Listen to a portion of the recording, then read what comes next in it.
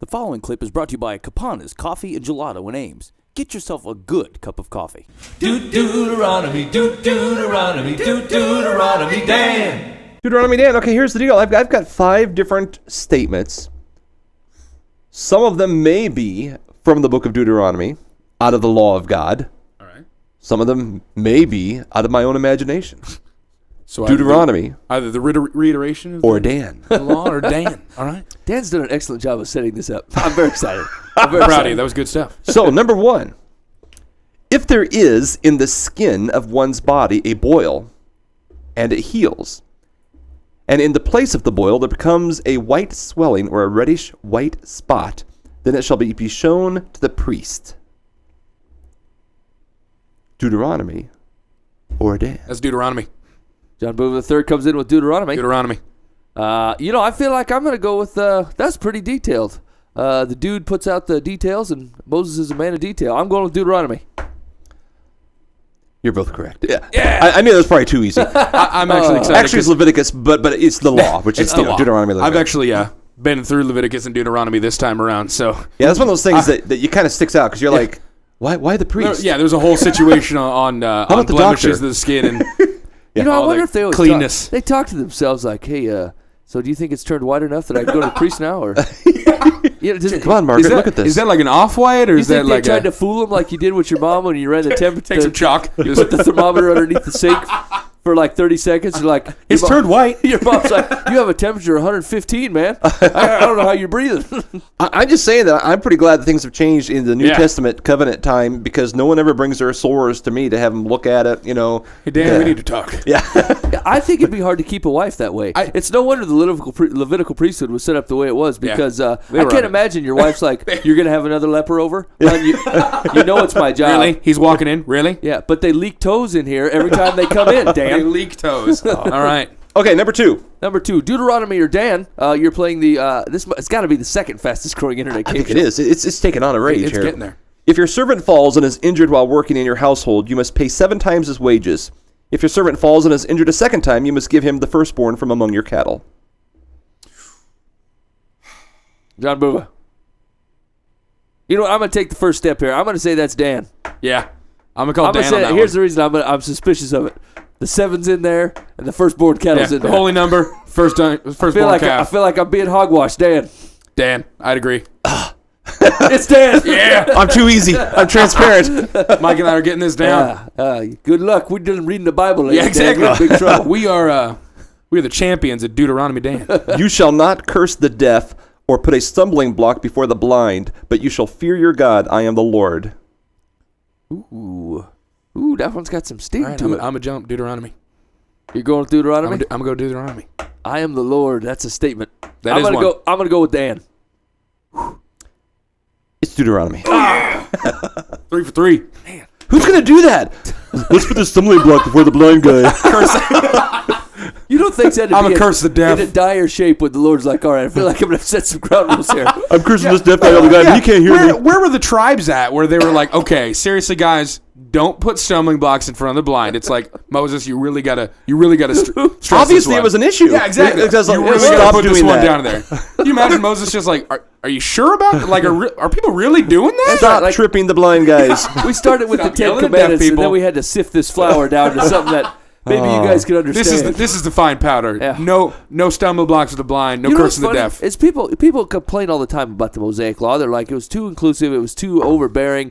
It's too this and that. Here's the deal: if you weren't tripping the blind guys, God wouldn't have to bring it up. It makes me think of the stupid laws that you hear about the stupid laws that are everywhere, like don't tie your giraffe to a light post in this town. It's just like exactly. Those were made because someone did it. Because someone was doing it. Like someone how do did we stop this? We obviously have to make a law that this shouldn't happen anymore. That's where it's at. You know what? I was reading this thing this week on it was an apologetics theologian website actually. Talk to a theologian. I can't remember why. Whatever the opening question was interested me, but the guy started talking, and it had to do with parts of the Mosaic Law. I think it had to do with the fabric. Why would God say, look, you can't wear 2 different kinds of fabric at the same time? So whatever, they were talking about it, and some guy came on and he said, there's a quote by, I think it's G.K. Washington is the guy's name, and he said, here's how you can separate yourself. Here's how you can separate an intelligent man from just a regular old guy. A regular old guy, let's say there's an idea like, hey, you can't wear two fabrics together. And we'll call it a gate in front of a road. There's a big gate blocking this road. And this guy walks up to it and he goes, well, there's a gate in front of the road. I feel like we should, I want your permission to get rid of it. And the guy says, I tell you what, you go home and you think about it and you tell me why that gate was there in the first place, and then I will think about telling you why you need to get rid of it. And the reason that I remembered that is because I thought the same is true with most of the Mosaic Law, right? Like, I don't understand why you can't wear polyester and cotton at the same time back in the day. Who knows? You don't have any idea. But that's the point, right? Like, before I get rid of that law, I got to figure out why it was there in the first place. So the intelligent man looks at the gate and goes, somebody put this gate here for a reason. Why did God do this first before I say it wasn't necessary, we don't need to do it, that sounds dumb? Yeah. Right? And so anybody who takes a theological perspective and looks at the Mosaic Law and goes, well, these seem like blah, blah, blah, blah, blah, weird cultural laws, blah, blah, blah. They probably are cultural, probably for a reason. Yeah, they were probably there. So before you tear the gate down, why don't you figure out why the guy installed it? There's a good reason that was there in the first place. Yeah, Absolutely. I mean, there could be like Absolutely. an oddball crazy bull that It sleeps happened. behind the house and comes out at 4 a.m. And if that gate's not there, you just will give him your firstborn or he's going to take it. Yep. So And then you know what's frightening is our current generation is tearing down gate after gate after gate after gate that previous generations put up, and we're saying they're just old-fashioned and fuddy-duddy, and we're imploding. Well, that's that's most of his that's most of God is Imaginary Good Man's point. proof. You know what I'm saying? It's old school. It's for people of old who used to who don't have higher level thinking like I do. That's anachronistic, and it doesn't apply to us any longer. Yeah, I agree. So, Where we at? Is this number 4? this is number 4. You're on number 4 on Troy, do the theme song. You're on number 4 on Dueteronomy Dan. Dan. What do we got? Number 4. If you come across a cat while walking along the path, do not look upon it, for it is detestable, as are the gods of Egypt, in the sight of the Lord your God. Deuteronomy. That's definitely Dan. That's definitely Dan. There's no cat mentioned in Deuteronomy. It's Dan. The Bible does not mention felines at all. Hey, I was going to say feline, too. I thought, cat. As well as the gods of Egypt. If you would have said, I am the Lord your God, you might have had me. Yeah, that's true. In the sight of the Lord your God. No, I'm sorry. Okay, all right. The Lord doesn't say, I see things. He says, Wait. I am things. Fair enough. Stay away from cats. All right, number All right, 5. three, Wrapping four. up Deuteronomy Dan. Dan, what do we got? All right, when you come into the land and plant any kind of tree for food, then you shall regard its fruit as forbidden. 3 years it shall be forbidden to you. It must not be eaten.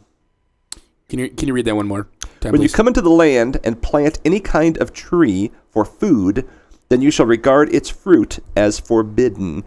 3 years it shall be forbidden to you. It must not be eaten. Mike, I'm going to let you take that one first. That is, that's Dan. I'm going to go against you. I'm going to go Deuteronomy. It is out of the law. Oh, yeah. Dang it. Oh, yeah. Leviticus 19. I tore that 23. gate down when I first started Christianity. I want everyone to realize that was an 80% score for Troy. I planted the tree. I want to eat it. I missed the cat. The cat threw me off, I will tell you. The Egyptian They're gods, slick that's way. what got me. Yeah, I put that in there on purpose. By the can tell. 5th year on this law, but the 5th year you can eat it. The 3 years you don't eat anything. The 4th year, it's all holy, an offering to God. The 5th year you can start eating. Yep. That's pretty wild. Now, see, I bet would there's say, a reason. Yeah, that's what I'm saying. I would say why. I don't understand what's going on here. But There's a lot of things I don't understand, but obviously, God knows it. I just look at the gate and go, yep. Somebody knew. That's there. I'll just do what it says. Somebody put that gate There's in some for on a the other reason. side of that I don't need to see. No doubt. All right, so you've just been part of the internet's second fastest growing game show, right behind Secular Solomon, with Deuteronomy Dan.